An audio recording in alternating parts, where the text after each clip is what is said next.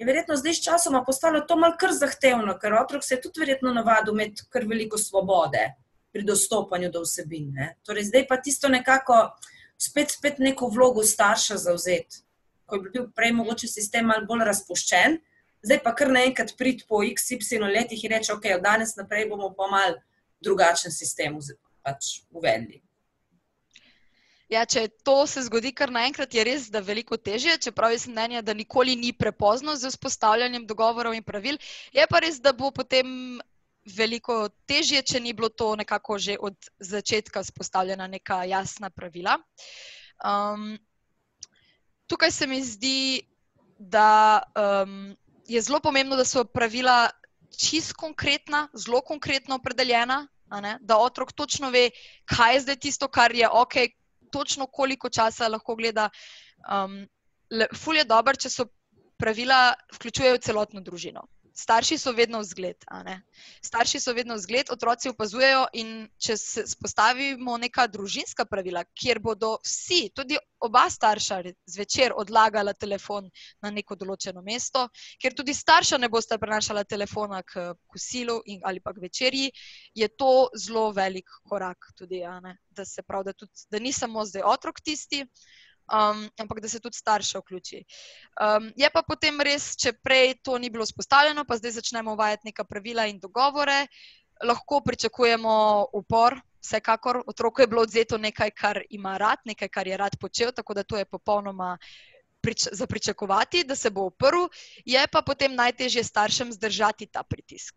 Potrebno je potem zdržati. Če smo se tako zmenili, če smo rekli ne, zdaj je potrebno zdržati, tudi če otrok kriči, joka, izsiljuje, je potrebno s tem zdržati. In potem, če starš res to nekaj časa uspe, se otrok tudi potem navadi in sprejme nekako ta pravila, ta nov sistem, ki se je zdaj vzpostavil in deluje. Komu pa imate občutek, da je tako nekako težje?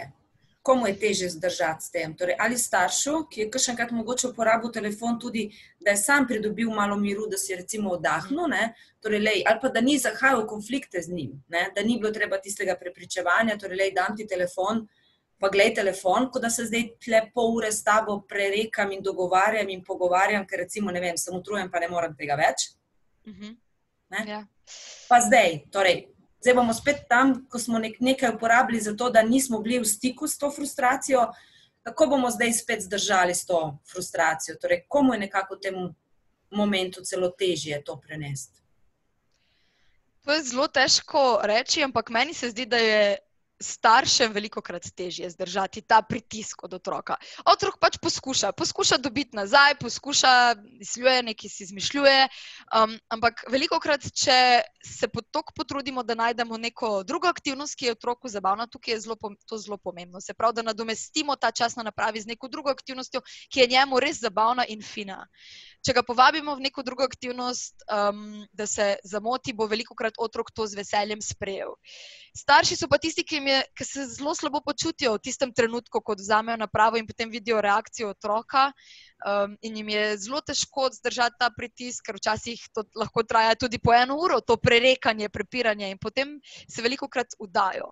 Kakor hitro pa se to zgodi, otrok vidi, da je s tem dejansko dosegel to, kar je hotel, in bo naslednjič naredil isto. Zato tukaj je res potrebno starši, da so konsistentni, pa da zdržijo. Saj za neko določeno obdobje potem bodo stvari postale lažje s časoma.